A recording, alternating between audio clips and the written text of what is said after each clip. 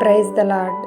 ఈరోజు దేవుని వాగ్దానం మొదటి తెస్సలోనీయులకు రాసిన పత్రిక 2వ అధ్యాయము 4వ వచనము. మనుష్యులను సంతోషపెట్టు వారము కాక మన హృదయములను పరీక్షించు దేవునినే సంతోషపెట్టు వారమై బోధించుచున్నాము. అపోస్తలుడైనటువంటి పౌలు గారు తన సువార్త పరిచర్యలో ఒక మాట చెప్పి ఉన్నారు. ఏమని అనంటే, తన సువార్త పరిచర్యలో తాను తన జీవితకాలం అంతయు కూడా మనుషుల కొరకు కానీ, మనుషుల మెప్పు కొరకు కానీ, మనుషులు పొగడాలి అని వారి కొరకు తాను ఏమాత్రం ఏది కూడా ఎన్నడూ చేయలేదు.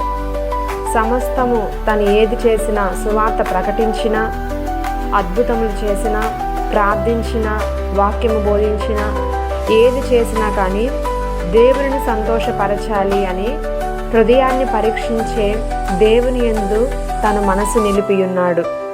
ఈరోజు మన జీవితంలో కూడా జ్ఞాపకం చేసుకున్నట్లయితే చాలామంది మనుషులను సంతోషపెట్టాలి అని మనుషుల కొరకు ఎన్నో పనులు చేసేవారు, మనుషుల ముందు ఘనత పొందాలి అని పైకి లోపల పగ పెట్టుకొని పైకి ప్రేమగా మాట్లాడేవారు చాలామంది ఉన్నారు. లోపల ఎదుటి వారి మీద అసూయ పెట్టుకొని పైకి నవ్వుతూ మాట్లాడేవారు చాలామంది ఉన్నారు. కానీ దేవుని వాక్యం అంటుంది, హృదయములను పరిశీలన చేయు దేవుని యందు మనము నిరీక్షణ ఉంచాలి.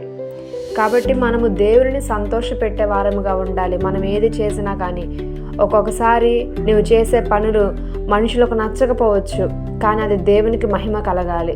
మనుషులు సంతోషపడకపోవచ్చు నీ క్రియలను బట్టి, కానీ నీ క్రియలను బట్టి దేవునికి మహిమ కలగాలి. పౌలు గారు మరొక మాట అన్నారు, మనం భోజనము చేసినను పానము చేసినను సమస్తమును దేవుని మహిమ కొరకు చేయుడి అని. కాబట్టి నువ్వు చేసే ప్రతి పనిలో కూడా దేవునికి మహిమ రావాలి. నువ్వు మాట్లాడితే దేవునికి మహిమ రావాలి. నువ్వు ఎక్కడికైనా ప్రయాణం చేసినా, ఉద్యోగం చేసినా, వ్యాపారం చేసినా, ఆరోగ్యముగా ఉన్నా, ఎక్కడ ఉన్నా నీ క్రియలను బట్టి దేవునికి మహిమ రావాలి. దేవుడిని సంతోషపెట్టే పనులు చేయాలి. అప్పుడే దేవుడు నీ జీవితంలో అద్భుతం జరిగిస్తాడు. కాబట్టి మనుషుల కొరకు కాదు, కానీ ఈరోజు మనల్ని చూస్తున్నటువంటి దేవాతి దేవుని కొరకు మనం ప్రయాసపడి దేవుని మహిమ కొరకు మనందరము కూడా జీవించుదుము గాక. ఆమేన్.